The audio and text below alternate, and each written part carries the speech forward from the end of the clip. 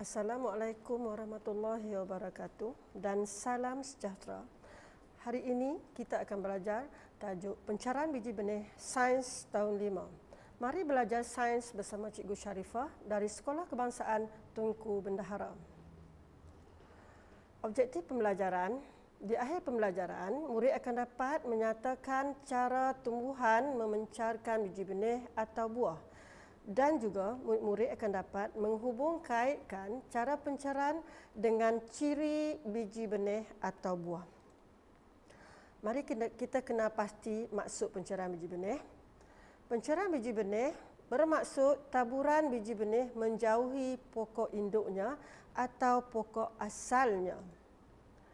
Pencarian biji benih atau buah ialah tumbuh-tumbuhan memencarkan biji benih atau buah untuk memastikan kemandirian spesiesnya. Manakala kemandirian spesiesnya membawa maksud kebolehan sesuatu tumbuhan untuk mengekalkan spesiesnya.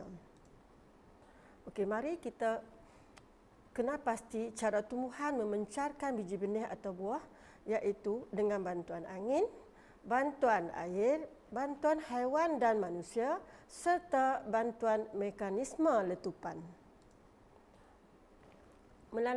Dipencarkan melalui angin, iaitu ciri-cirinya biji benih atau buah tersebut mestilah bersaiz kecil, ringan, nipis, struktur bersayap dan berbulu halus. Sekiranya saiz pada biji benih tersebut mempunyai saiz yang besar, agak sukar untuk diterbangkan oleh angin. Begitu juga sekiranya biji benih tersebut berat, maka agak sukar untuk diterbangkan oleh angin. Jadi bertepatanlah ciri-ciri buah atau biji benih yang bersifat kecil, ringan, nipis, berbulu halus dan struktur bersayap untuk memudahkan biji benih atau buah tersebut diterbangkan oleh angin jauh dari pokok induknya dan tumbuh membesar menjadi anak benih yang baru. Kita perhatikan contoh biji benih tumbuhan yang disebarkan oleh angin, iaitu lalang, angsana dan kapas.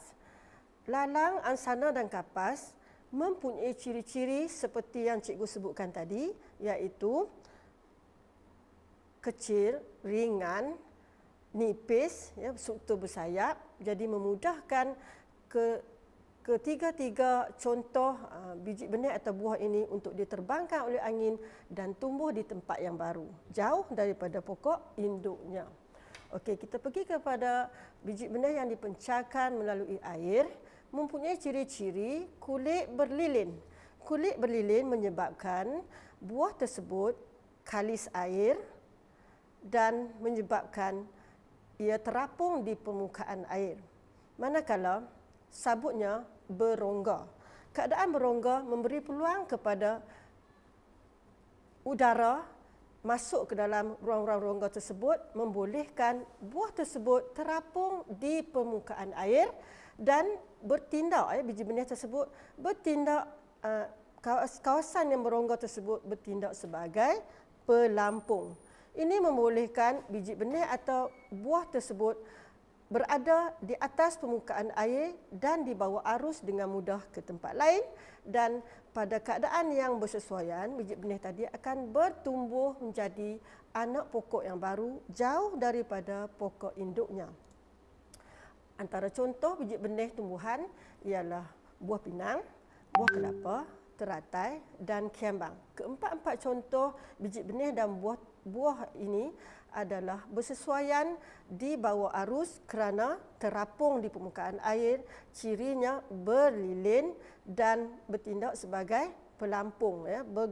Biji benih tersebut akan boleh dibawa arus ke tempat-tempat lain untuk tumbuh jauh daripada pokok induknya.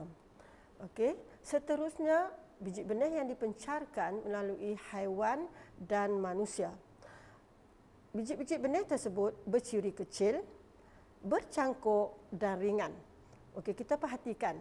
Sekiranya biji benih tersebut bercangkuk, contoh cikgu boleh bagi contoh di sini, iaitu pokok kemuncup ataupun pokok kemuncuk ya, contohnya kemuncuk ataupun kelulut ya. Dia mempunyai cangkuk yang akan melekat pada bulu haiwan. Sekiranya haiwan melalui kawasan biji benih tersebut, biji benih tersebut mudah melekat pada bulu haiwan. Apabila haiwan bergerak di merata tempat, biji benih itu boleh jadi terjatuh atau diusahakan oleh haiwan tersebut untuk menanggalkan daripada badannya kerana kemungkinan haiwan tersebut berasa tidak selesa. Okey. Setelah itu, biji benih berkemungkinan akan tumbuh pada kawasan yang jatuh ataupun kawasan yang bersesuaian untuk biji benih tersebut tumbuh. Okey, contoh biji benih lain ialah durian, betik, mangga dan rambutan. Contoh biji benih ini ataupun buah ini adalah yang berisi ataupun mudah dimakan oleh haiwan atau menarik perhatian haiwan seperti warnanya cerah ataupun terang, kemudian isinya manis, berbau harum. Ciri-ciri ini boleh menarik haiwan untuk memakannya. Dan biji benih akan dibawa jauh daripada pokok induk dan pada tempat-tempat yang bersesuaian, anak benih atau tumbuhan tersebut akan tumbuh pada kawasan yang baru jauh daripada pokok induknya. Dan akhir sekali ialah biji benih atau buah yang dipencarkan melalui mekanisme letupan. Antara ciri-cirinya, kulit buah atau biji benih tersebut mestilah matang, mengering dan merekah. Okey, keadaan merekah menyebabkan biji benih yang berada di dalam buah tersebut akan tercampak keluar jauh daripada pokok induknya.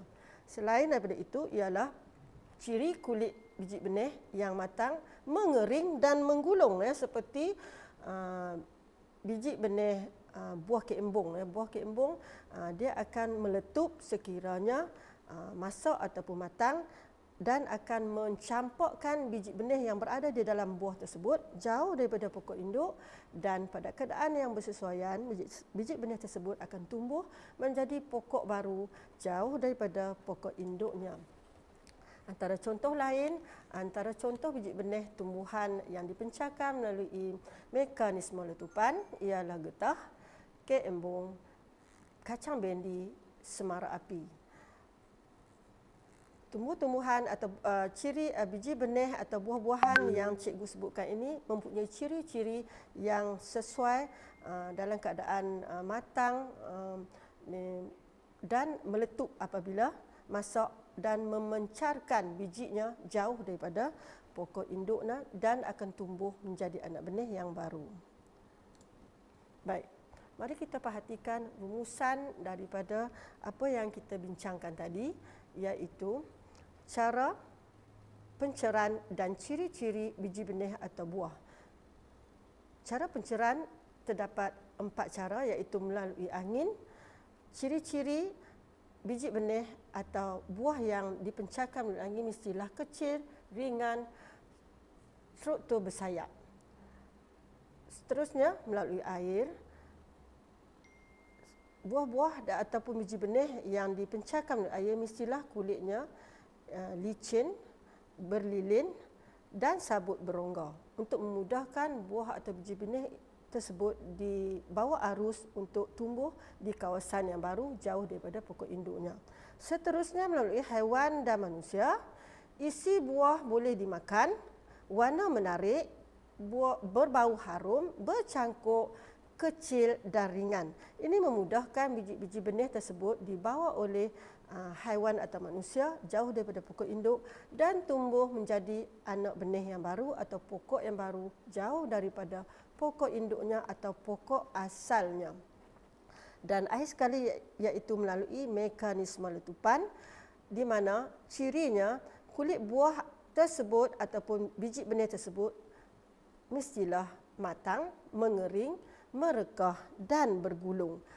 Dengan keadaan ini membolehkan biji benih di dalam buah tersebut tercampak keluar jauh daripada pokok induk, dan pada keadaan yang sesuai biji benih tadi akan tumbuh menjadi anak pokok yang baru jauh daripada pokok induknya. Okey, di sini murid-murid, cikgu ada kepilkan latihan untuk murid-murid selesaikan, ya, murid-murid jawab. Boleh murid-murid boleh merujuk buku teks dan juga pelajaran yang kita bincangkan tadi. Okay, jawab secara teliti berpandukan buku teks dan maklumat yang cikgu berikan tadi. Seterusnya, latihan kedua juga boleh murid-murid boleh merujuk buku teks dan juga pelajaran yang kita belajar tadi. Sila jawab dengan teliti dan betul. InsyaAllah cikgu akan bincangkan jawapan yang telah kamu selesaikan pada pengajaran yang akan datang. InsyaAllah semoga pengajaran cikgu pada hari ini akan memberi manfaat kepada kita semua. Semoga kita berjumpa lagi. Sekian, terima kasih.